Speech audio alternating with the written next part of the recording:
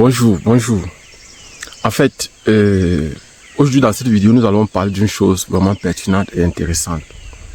Il y a beaucoup de personnes qui entendent depuis un certain temps visa H1B.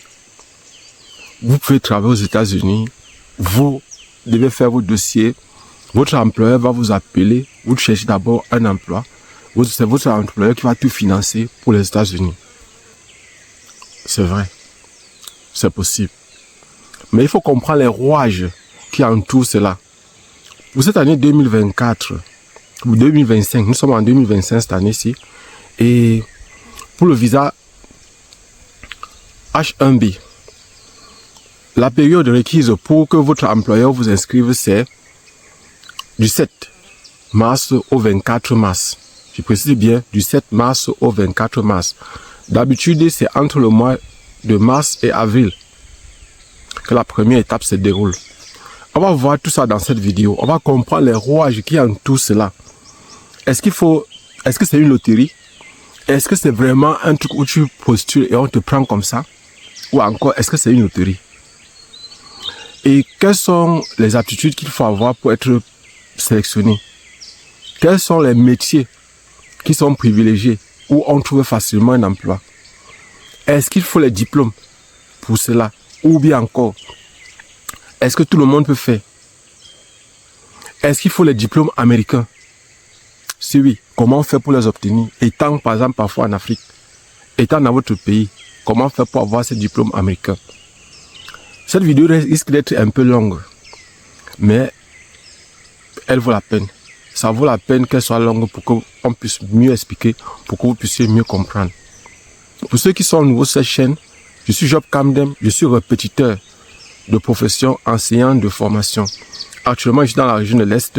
Je suis actuellement pour un projet entrepreneurial. Vous voyez par exemple là, je vais tourner la vidéo pour que vous puissiez voir comment le Macabo actuellement est en train de pousser. Ça c'est par exemple le champ de Macabo. Donc en fait pour le moment, la saison pluvieuse est en train de reprendre. Donc c'est ça qui fait que ça ressort là. Donc bon, on va voir ce que ça va donner. Mais ce n'est pas de ça que nous allons parler aujourd'hui dans cette vidéo. Nous allons parler aujourd'hui dans cette vidéo des visas H1B. On va donc directement commencer. Ce qu'il faut d'abord savoir dans un premier temps, c'est que ce n'est pas vous qui postulez directement. Ce n'est pas comme la loterie américaine où vous cherchez soit à avoir la green card, la carte verte. Ce n'est pas comme ça. Ici, vous cherchez un emploi aux États-Unis. Vous contactez l'employeur et c'est lui qui va postuler pour vous. C'est lui qui va postuler pour vous. Donc, dans un premier temps, on va d'abord rechercher les sites qui sponsorisent, les employeurs ou bien les entreprises qui sponsorisent le visa H1B. Quels sont les employeurs, quelles sont les entreprises qui sponsorisent ça?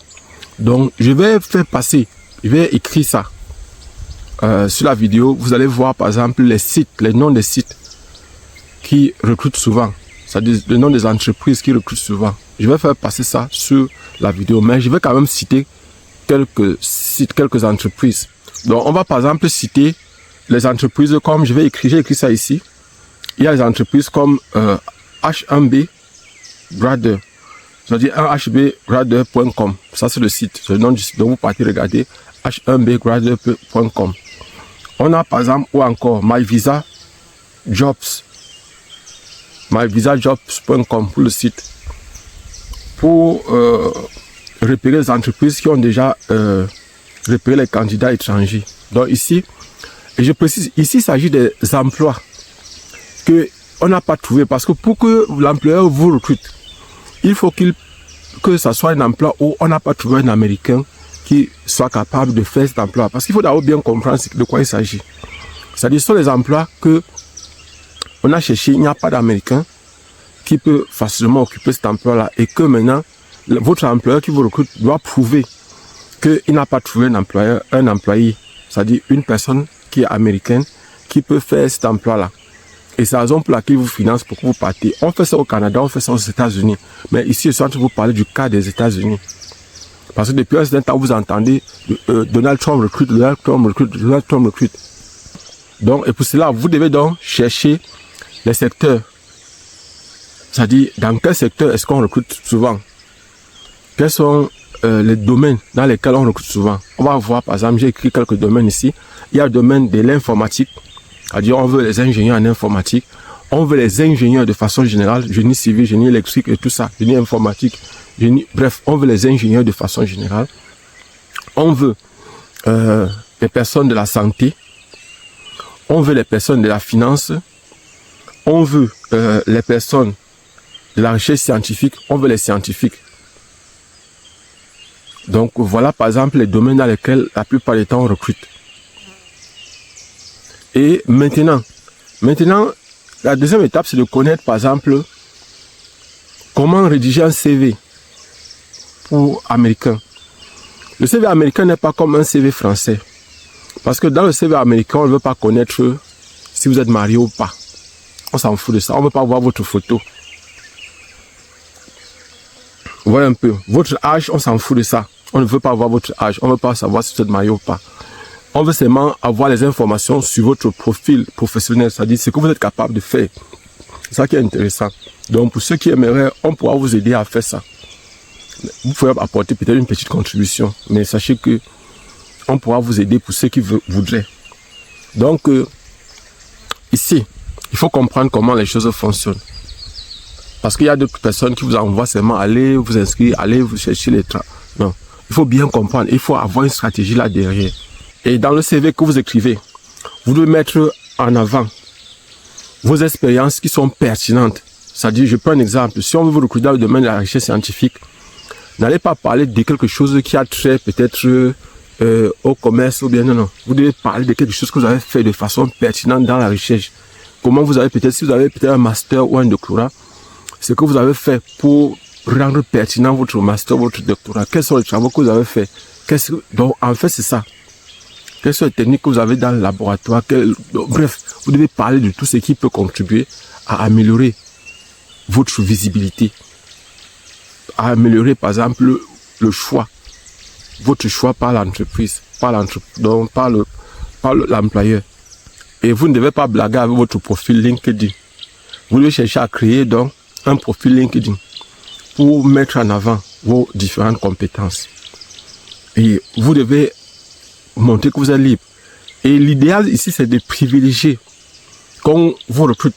C'est-à-dire que la personne qui va vous employer, que vous puissiez commencer à travailler à distance, c'est-à-dire même étant encore peut-être dans votre pays d'origine. Si vous êtes au Cameroun, au Congo, en RDC, c'est-à-dire votre employeur vous devez profiter pour que vous commencez à travailler là où vous êtes, si possible, c'est-à-dire avant de vous déplacer. Parce que vous devez savoir que c'est possible que vous puissiez être peut-être au Cameroun et travailler aux États-Unis. C'est possible aujourd'hui, actuellement c'est possible. Vous pouvez être en RDC, travailler aux États-Unis. Vous pouvez être en France, travailler aux États-Unis. Vous pouvez être en Allemagne, travailler aux États-Unis. Vous pouvez être au Canada et travailler aux États-Unis. En fait, il y a les travaux qu'on peut faire aujourd'hui, par exemple, si vous êtes peut-être un développeur web, ou bien peut-être si vous avez des compétences en informatique, vous n'êtes pas obligé d'être sur place. Vous n'êtes pas obligé, vous pouvez faire les travaux en ligne, vous pouvez travailler à distance. Donc, vous devez postuler à des emplois, à des offres d'emploi ciblées. Vous ne devez pas postuler n'importe comment. Je vais vous proposer quelques emplois ciblés sur lesquels vous pouvez par exemple, vous donner quelques plateformes sur lesquelles vous pouvez postuler. Vous pouvez utiliser des plateformes comme LinkedIn Jobs. C'est-à-dire LinkedIn Jobs, LinkedIn.com Jobs. Maintenant, il y a Indeed.com. Il y a Glassdoor.com. Il y a par exemple 10 spécialisés en tech, 10.com. Il y a par exemple, vous devez ajouter un mot-clé comme un HB sponsorship. Vous devez dire chaque fois que vous cherchez un sponsor pour H1B. Visa sponsorship available. C'est-à-dire ça sont les choses que vous devez écrire pendant que vous êtes en train de faire vos recherches, quand vous êtes en train de postuler. Maintenant, on va voir comment contacter donc les recruteurs et développer votre réseau. C'est ça qu'on va voir maintenant. Vous devez envoyer des messages personnalisés, c'est-à-dire en précisant que donc c'est pas un message collectif, un message personnalisé en disant que c'est moi tel qui envoie le message au recruteur sur LinkedIn. Vous devez donc avoir un profil LinkedIn. Ce n'est pas difficile à créer. C'est gratuit. Vous pouvez créer ce profil-là gratuit. Pour ceux que ça dérange, vous pouvez nous contacter, on pourra vous aider. Vous devez participer au forum et au groupe de partage qui parle de 1HB, de H1B. C'est-à-dire tout ce qui concerne les groupes de partage, les groupes de trucs, vous devez participer à ça si possible. Là, à mesure du possible, vous devez faire le maximum d'efforts pour participer à tout cela. Vous devez aussi rejoindre si possible les webinaires et les événements qui parlent des événements qui font des recrutements, dans lesquels on peut faire des recrutements en ligne sur H1B, c'est-à-dire sur les visas H1B. Vous devez participer à ces webinaires-là si possible pour optimiser, pour augmenter vos chances d'être recruté. Et après ça, vous devez vous préparer aux entretiens. Il y a des personnes qui pensent que c'est quelque chose d'aussi simple comme on est en train de leur dire que non, allez postuler. Vous devez vous préparer aux entretiens. Et vous devez savoir que l'entretien va se passer. Il y a des fortes chances que l'entretien se passe en anglais. Vous devez donc vous préparer par rapport à ça. Vous devez être prêt par rapport à ça. C'est vrai, vous pouvez avoir la chance que ce soit une entreprise peut-être française qui se trouve aux États-Unis. Il faut avoir la chance que ce soit une entreprise peut-être camerounaise ou congolaise qui se trouve aux États-Unis. Il faut avoir la chance que là, par exemple, mais il faut se préparer par rapport à ça. C'est-à-dire vous devez vous préparer par rapport à l'entretien. Et l'entretien là, ça sera un entretien technique et comportemental. C'est-à-dire que quoi que vous serez par exemple là, peut-être dans votre pays d'origine, et vous allez parler en visioconférence avec votre employeur. Vous allez parler en visioconférence avec votre employeur. Vous devez défendre vos positions techniques, c'est-à-dire vos compétences techniques. Et aussi défendre en même temps votre comportement. Montrer que vous serez peut-être un employé qui travaille, que vous êtes un employé qui travaille, un employé en fait, vous devez vanter les qualités qui peuvent permettre à cette entreprise de vous recruter le plus facilement possible. Et il faut insister le plus, pendant que vous êtes en train de discuter avec votre employeur, que vous êtes en train de faire tout ça, vous devez discuter à votre employeur sur la possibilité que vous commenciez à travailler même en attendant que votre dossier soit, que l'employeur postule même pour vous. Vous devez lui proposer que vous voulez même commencer déjà à travailler, si possible, à distance. Vous devez insister là-dessus. En fait, normalement, vous devez comprendre ce que c'est que le visa H1B. Vous devez savoir que votre employeur va soumettre, lorsque vous allez, s'il est déjà d'accord avec vous, il doit soumettre votre dossier à l'E6. L'E6 est cet organisme aux États-Unis qui doit approuver, c'est-à-dire qu'il doit même faire la loterie, parce qu'il faut savoir que ce que vous êtes en train de faire là, c'est une loterie. Vous pouvez être très nombreux qui devaient être sélectionnés et on ne va pas prendre tout le monde. Vous allez postuler et les délais, j'ai dit, c'est du 7 mars au 24 mars 2025 pour l'année 2025, c'est du 7 mars au 24 mars 2025. Donc c'est votre employeur qui postule pour vous. Il va prendre votre dossier, il va aller vous inscrire à l'E6 et l'E6 va donc faire le tombola, c'est-à-dire la loterie. Donc une fois que vous serez sélectionné par l'E6, alors c'est terminé. Vous pouvez maintenant chercher. C'est pas, quand je dis c'est terminé, c'est que si vous êtes déjà sélectionné, c'est là où alors maintenant vous allez vous préparer pour votre voyage. Et quand il faut se préparer, vous aurez un entretien à l'ambassade. Et vous devez justifier tout ce que vous avez écrit pour postuler. Vous devez justifier tout ça. Donc, et il faut comprendre donc ce que c'est que le CIS. Je vais essayer d'expliquer. Le CIS, c'est ici, c'est Citizenship and Immigration Service. C'est l'agence gouvernementale qui gère les demandes de visa 1HB. Voici comment ça fonctionne. Donc, voici comment le CIS fonctionne. Vous voyez un peu. Je vais expliquer un peu pour que vous puissiez comprendre un peu comment le CIS fonctionne. Vous devez savoir que l'inscription à la loterie se fait souvent au mois de mars, entre le mois de mars et avril. Il est déjà dit. Donc cette année, j'ai dit que c'est du 7 mars au 24 mars 2025. Maintenant, chaque année, le CIS ouvre un quota limité de 85 000 visas H1B. Donc, il y a 65 000 pour tous les candidats réguliers, c'est-à-dire pour le reste du monde, pour tous les diplômes venant du reste du monde. Et je dis ici, ce sont des personnes hautement qualifiées parce qu'il faut avoir au moins le bac.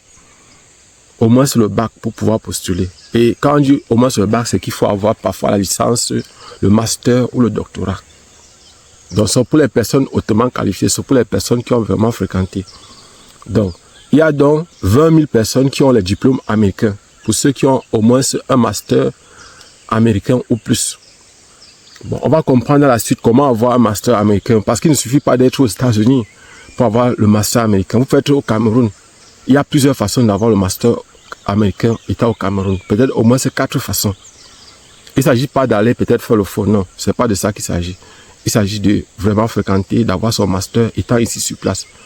Ce que les gens ne savent pas, c'est que vous pouvez vous inscrire dans une université américaine étant ici.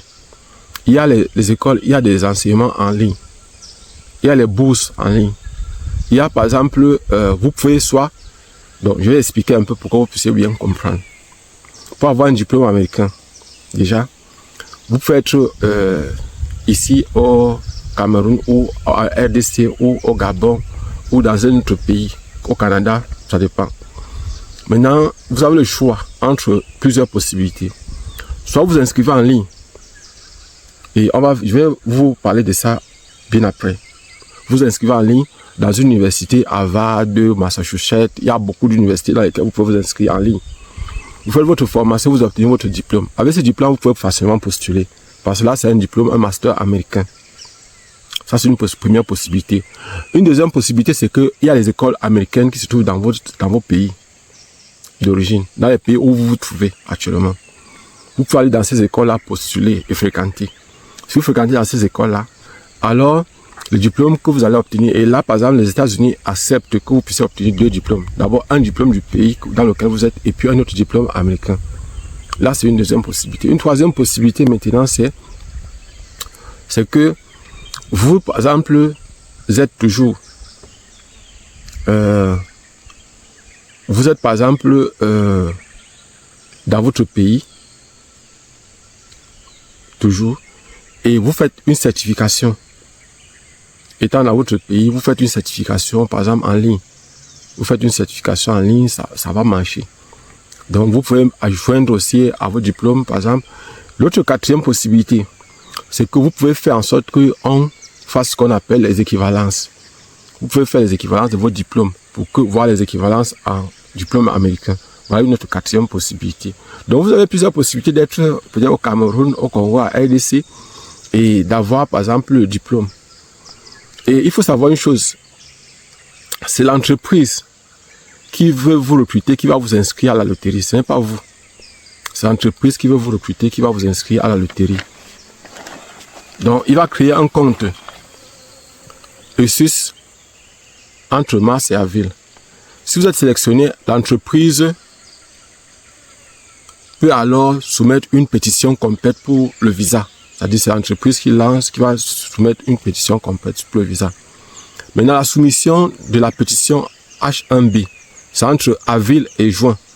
C'est-à-dire pour avoir le visa, la pétition, c'est entre avril et juin. Ça, c'est ce que vous devez comprendre. Maintenant, pour les conditions, c'est qu'il faut avoir été sélectionné par l'entreprise. L'entreprise doit déposer une pétition I-129 auprès de l'USIS. Cette pétition doit inclure une fiche d'offre d'emploi d'une entreprise américaine, une certification de conditions de travail LCA approuvée par le département du travail DOL, vos diplômes, expérience et compétences prouvant que vous êtes qualifié. Vous devez donner tout ça. Maintenant, comment être traité, comment se passe le traitement de votre dossier par le site. Donc, on a par exemple, le traitement va se passer de juillet à septembre. Le traitement de votre dossier va se passer de juillet à septembre. Ça, c'est ce qu'il faut comprendre. Et maintenant, le site examine le dossier et peut demander des preuves supplémentaires. Ce qu'on appelle REF, Request for Evidence, c'est-à-dire on veut vous demander des preuves supplémentaires. Si tout est bon, le site approuve votre visa H1B et envoie une approbation I-797 à votre employeur. Maintenant, vous allez maintenant faire une demande. Après ça, vous allez faire donc une demande de visa d'entrée aux États-Unis entre octobre et décembre. Vous allez faire un visa d'entrée aux États-Unis entre octobre et décembre. Donc voilà par exemple. Et puis maintenant, pour la demande de visa, vous allez donc, avec votre I-797 approuvé, vous demandez un visa H1B à l'ambassade des États-Unis dans votre pays d'origine, dans votre pays dans lequel vous êtes situé. Maintenant, vous passez une interview à l'ambassade avec l'I-797, votre passeport, votre contrat de travail, vos diplômes justifiant votre expérience. Et une fois le visa validé, vous pouvez entrer aux États-Unis à partir du 1er octobre. Donc, le résumé, en fait, de tout ce qu'on a dit là, c'est que de mars à avril, il y a la loterie H1B et c'est votre employeur qui va déposer votre dossier. Dépôt de pétition, c'est entre avril et juin. Maintenant, la réponse de l'U6, c'est juillet-septembre. Et à partir d'octobre, vous pouvez commencer le travail aux États-Unis. Donc voilà en quelque sorte en ce qui concerne le 6. Mais il y a d'autres questions qu'on peut se poser. Quels sont les domaines les plus rentables? Quels sont les domaines les plus rentables et dans lesquels on recrute le plus? C'est ce qu'on va voir dans la suite. Donc le premier domaine dans lequel on recrute le plus souvent, et le domaine le plus rentable, c'est les technologies de l'information. Donc en ce qui concerne les technologies de l'information, on veut les ingénieurs logiciels, développeurs et autres professionnels de TI. Parmi les professionnels, donc, nombreux sont ceux qui obtiennent, donc très souvent sont les personnes qui obtiennent facilement le visa. Génie logiciel, les génie sécurité, informatique, tout ça. Bref, tous ceux qui font dans les technologies de l'information. Maintenant, on a aussi besoin des ingénieurs. Ils veulent aussi, il y a des ingénieurs dans les diverses disciplines comme le génie électrique, le génie mécanique, le génie civil. C'est là où on demande aussi les gens. Il y a aussi, par exemple, en sciences, on demande les chercheurs et les scientifiques, notamment dans le domaine de la biotechnologie, de la chimie, de la physique, et qui bénéficient souvent de ce programme, bénéficient aussi souvent de ce programme. Maintenant, il y a aussi le domaine de la santé. On veut aussi les médecins, les infirmiers spécialisés et autres qualifiés, souvent éligibles au visa. Maintenant, les finances et comptabilité. On veut les analystes financiers, les comptables et experts financiers. Voilà les gens qu'on cherche souvent. Les gens américains qui embauchent sont souvent des géants de la technologie et des cabinets de conseil. Voilà les gens qui embauchent souvent le plus là-bas aux États-Unis. On va citer quelques. Donc, par exemple, en 2018, les entreprises comme Ernst, E-R-N-S-T, et Young, il y a Cognizant, il y a Deloitte, il y a HCL Technologies, il y a Apple, il y a Qualcomm Technologies, il y a Tata Consulting Service, il y a Amazon Fulfillment Service, il y a Carforce et Emphasis Corporation.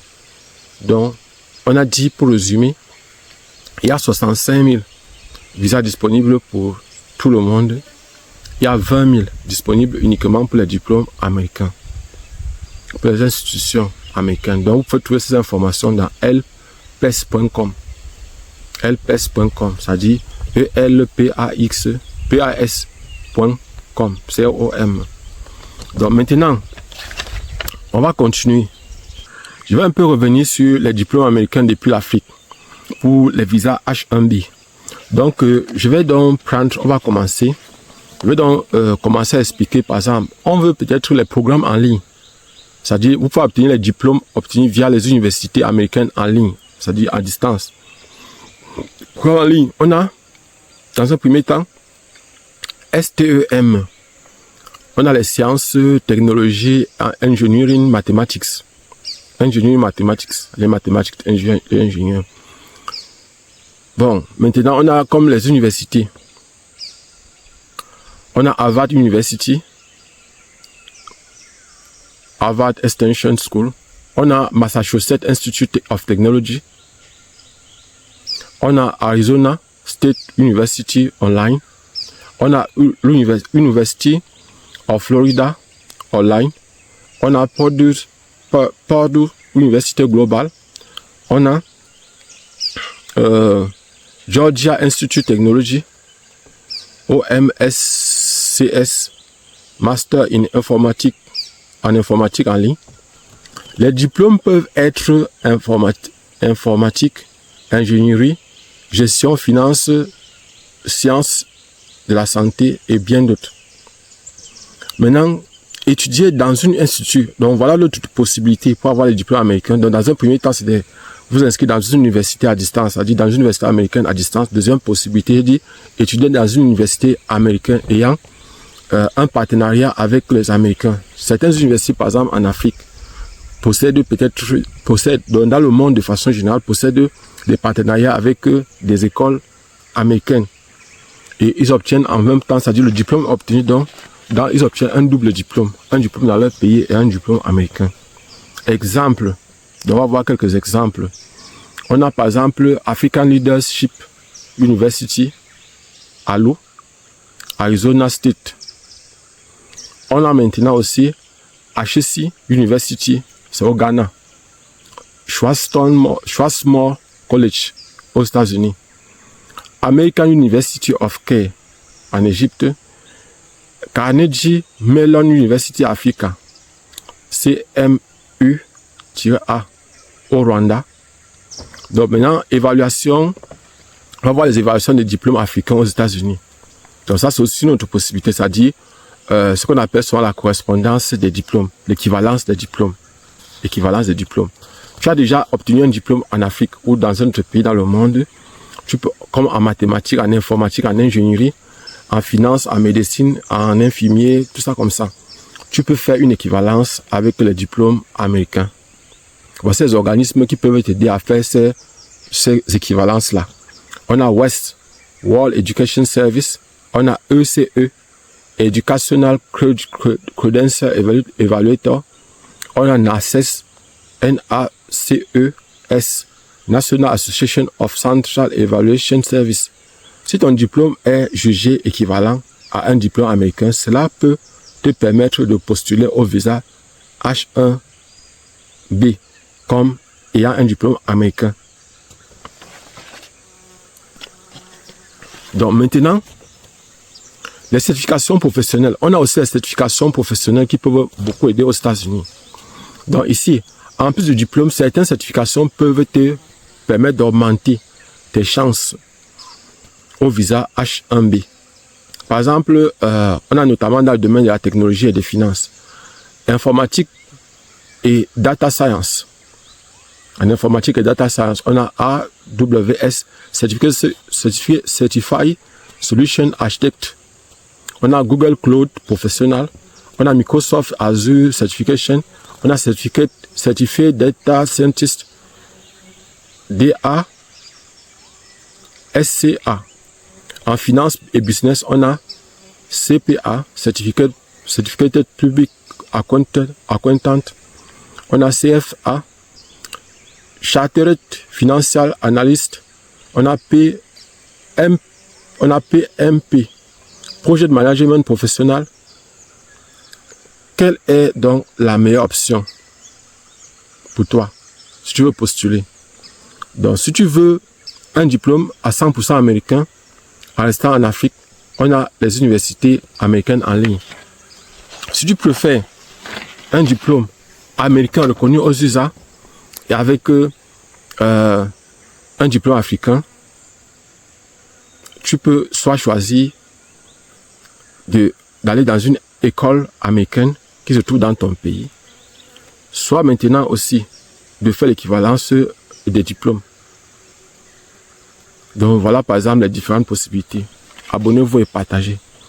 Et je crois que vous, les parents, il faut que je sois clair aussi avec vous, que je puisse bien vous expliquer. Nous avons commencé les prépas concours. Il y a les personnes qui ne font que nous demander est-ce qu'il n'y a pas possibilité de peut-être de diminuer le prix ou bien de faire ceci. Non. Nous travaillons en ligne, on travaille particulièrement sur WhatsApp. Je vais vous expliquer pour que vous puissiez bien comprendre. Vous voyez, dernièrement, je vous ai publié, je vous ai fait comprendre que même ici au Gabon à côté, il y a une des personnes importantes du Gabon qui disait qu'il y a plus de 4000 emplois qu'on a donnés aux étrangers, aux expatriés. Ça veut dire que vous avez les possibilités de travailler. Aux États-Unis, au Canada, en France et partout dans le monde, il y a les opportunités. Mais il faut savoir choisir. Il faut savoir choisir. Nous, par exemple, aujourd'hui, nous travaillons avec vous. On travaille avec vos enfants. On vous informe sur les différentes possibilités qu'il y a de gagner l'argent. L'un des meilleurs investissements que beaucoup de parents font, c'est investir sur les enfants pour qu'ils puissent avoir la meilleure éducation. Mais il faut les permettre de choisir aussi les filières qui vont les permettre de gagner aussi beaucoup d'argent. Aujourd'hui, par exemple, je vous ai parlé des différentes possibilités aux États-Unis. Peut-être dans les prochaines vidéos, je pourrais vous parler des salaires que ces gens-là ont ou pourront avoir. Par exemple, une personne qui est un ingénieur en informatique, génie logiciel, combien il peut gagner aux États-Unis par an. On va voir que ce sont des salaires parfois qui peuvent vous donner des vertiges. Et si la personne travaille pour elle-même, il y a d'autres possibilités de gagner énormément d'argent. Moi, je suis enseignant. J'ai fait les répétitions à l'université pendant plus de 20 ans. Je dis bien, j'ai fait les répétitions à l'université pendant plus de 20 ans. Je suis répétiteur de profession. C'est mon travail. Et je voulais préciser que ce soit pour les concours au niveau baccalauréat, que ce soit pour les concours au niveau licence, nous travaillons avec les candidats. Je vous ai dit, l'inscription, c'est 5 000 francs pour le concours. C'est 5 000 francs l'inscription. Et pour le concours niveau baccalauréat, pour les écoles d'ingénieurs, c'est 20 000 francs par mois. Et il faut avancer au moins 2 mois. J'ai précisé, il faut avancer au moins 2 mois. Maintenant, pour le niveau licence, l'inscription, c'est toujours 5 000 francs. Et il faut aussi payer 30 000 francs par mois. Et il faut avancer au moins aussi 2 mois pour le niveau licence, c'est-à-dire pour les concours d'entrée dans les écoles d'ingénieurs comme Polytechnique en 3e année. Il faut avancer au moins 2 mois. Et je voudrais préciser que nous travaillons exclusivement pour le moment sur WhatsApp. Et quand on travaille, c'est en même temps un travail collectif, en même temps un travail individuel. Parce que je ne peux pas finir une séance peut-être de 3 heures de temps ou de 4 heures de temps avec des gens et que les gens me disent qu'ils n'ont pas compris. Et je voudrais donner un conseil pour ceux qui veulent faire les prépas avec nous. S'il y a possibilité, cherchez à avoir un power band. Pour ceux qui vont travailler avec nous, parce que vous allez soit travailler avec l'ordinateur, soit avec par exemple le téléphone. Parce qu'on doit travailler en ligne. Je précise bien, nous travaillons exclusivement en ligne. On travaille en ligne, on travaille sur WhatsApp et on risque de travailler aussi sur Zoom. On travaille sur WhatsApp, peut-être aussi sur Zoom. Et je précise que dès lors que vous payez, parce qu'il y a des gens qui me posent la question, voilà, je précise bien que dès lors que vous êtes déjà en règle avec moi, je commence à travailler avec vous, même si vous êtes seul. Il y a des gens qui m'ont demandé combien de personnes, vous savez l'année dernière, je n'ai pas demandé l'argent aux gens quand ils préparaient Polytech ou bien les Polytechniques, que ce soit Yaoundé, que ce soit Douala, que ce soit les UT de Douala, je n'ai pas demandé l'argent aux gens. On travaille gratuitement. C'est en fac médecine, concours d'entrée en fac médecine, que j'ai demandé l'argent. J'ai demandé l'argent d'inscription pour le concours de la fac médecine. J'ai demandé aux gens de payer. Et ils ont payé. J'avais demandé de payer uniquement l'argent de l'inscription. J'avais demandé une faible somme, je crois, c'était, si je ne me trompe pas, ça devait être 10 000 francs, je crois. J'avais demandé de payer. Et on a travaillé pendant, je crois, c'était combien de jours? On a travaillé sérieusement. Et parmi les 3 personnes avec lesquelles j'ai travaillé pour la fac médecine, une personne a réussi. Je ne vais pas vous dire que je n'ai pas venu ici à vous. Si j'avais eu 0%, je devais vous dire que j'ai eu 0%. Parce que ça ne sert à rien de mentir, ça ne me sert à rien. C'est vrai, vous allez dire que je peux me placer et dire n'importe quoi, mais ce que je dis, ceux-là savent qu'ils étaient 3 dans le groupe et qu'ils peuvent témoigner. Aujourd'hui, ce n'est plus, le monde est ouvert. Donc, je précise ceux qui veulent travailler avec nous. Quand j'accepte jusqu'à prendre votre argent, vous devez nous faire confiance. Vous devez apprendre à nous faire confiance. Lorsque je ne peux pas fuir peut-être avec votre argent, n'ayez pas peur de ça. Si vous donnez l'argent comme je vous ai demandé, c'est que sur moi, je vais faire mon travail à mon niveau. Je vais tout faire pour que l'enfant puisse réussir. Et vous avez vu par exemple les domaines qui sont porteurs. Les domaines, parce que c'est ça qu'il faut choisir aujourd'hui. Faites travailler les enfants dans les domaines qui peuvent leur permettre demain d'être libres financièrement. Savoir que vous avez fait tout à votre niveau pour que l'enfant puisse réussir sa vie ou réussir à sa vie. Et bientôt, les concours. Sachez que Polytech, c'est toujours à mi-juillet, toujours. Que ce soit Polytech de Yaoundé, Polytech de Douala. La plupart des Polytech passent souvent au mois de juillet. Bamenda, c'est souvent au mois de août. Parfois en juillet aussi. Il y a aussi Marwa qui passe aussi souvent vers fin juillet. Et Douala. Donc, sachez qu'il y a 4 Polytech au Cameroun. Yaoundé, Douala, Bamenda et Marwa. Et les 4 Polytech, dans les 4 Polytech, ce n'est pas la même chose. Il y a des formations différentes. Abonnez-vous et partagez. Abonnez-vous et partagez. Abonnez-vous et partagez. Le maximum possible cette vidéo. Et likez si possible. Donc, je vais faire d'autres vidéos. Cette vidéo, je vous ai prévenu qu'elle devait être longue. Et il y a beaucoup de questions que vous aurez à poser. Posez-les. On se retrouve dans les commentaires. Je vais vous répondre. Et ne vous fâchez pas parce que parfois, il y a des personnes, voilà, il fallait que pas que j'oublie. Il y a des personnes qui me disent qu'ils veulent préparer le concours de l'ENAM. Je ne vais pas vous cacher. Actuellement, si je ne prépare plus les candidats pour le concours de l'ENAM, je ne le fais plus. Je vous ai dit dans une précédente vidéo que j'ai été déçu. Parce que pour moi, personnellement, j'estime que lorsque je forme une personne, cette personne doit aller aussi aider les autres. Nous sommes dans une société où on doit se soutenir. Je ne veux pas connaître ton nom pour t'aider. Je ne veux pas connaître ta race ou bien ton... Je ne veux pas. Ça ne sert à rien. Tant que tu es humain, je peux t'aider. Mais le problème, c'est qu'il faut aussi que toi aussi, tu aides les autres. Mais constatez que la plupart du temps, il y a des personnes qui sont, je ne sais pas, bon, en fait, il faut permettre à ce genre de pouvoir progresser, mais de pouvoir évoluer. Mais je constate que beaucoup de gens les gens ne veulent pas aider les autres aussi. C'est la raison pour laquelle j'ai dit que pour le concours de l'ENAM, je ne le fais plus. Je ne peux pas plus candidat au concours de l'ENAM. Je ne le fais plus. Donc maintenant, je suis dans les concours des scientifiques uniquement. Je travaille uniquement avec les scientifiques. C'est vrai, il y a des personnes qui m'ont demandé, qui veulent que je les aide. Personnellement, je ne veux pas vous cacher, je ne sais pas comment vous aider. Parce que dans le fond, je me suis déjà dit que nous ne devons plus préparer les candidats au concours de l'ENAM. Abonnez-vous et partagez. On se voit prochainement. Inch'Allah.